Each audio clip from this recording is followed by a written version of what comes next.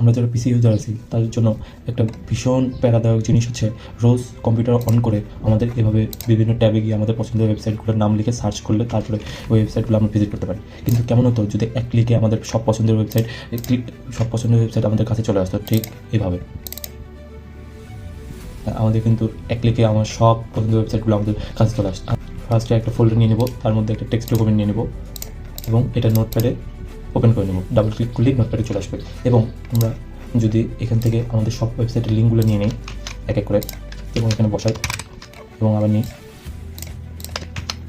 এবং বসাই এবং আবার নিই এখানে দিই। সাপোজ আমার এই 3টা ওয়েবসাইট খুব পছন্দ, সো আমরা প্রত্যেকটার আগে আমরা শুরুতে আমরা দেবো @ অফ অ্যান্ড দেন প্রত্যেকটা আগে স্টার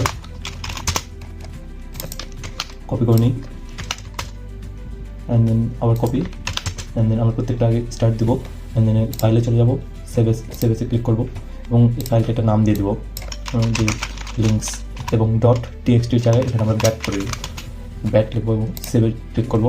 আমরা যদি ব্রাউজার কেটে দিই অ্যান্ড আমরা যদি এই ফোল্ডারে ঢুকে চলে যাই, এখানে আমাদের এই এক্সটেনশন কিন্তু চলে আসছে। আমরা যেখানে ক্লিক করি আমরা কিন্তু আমাদের সব ওয়েবসাইটগুলো একবার পেয়ে যাবো।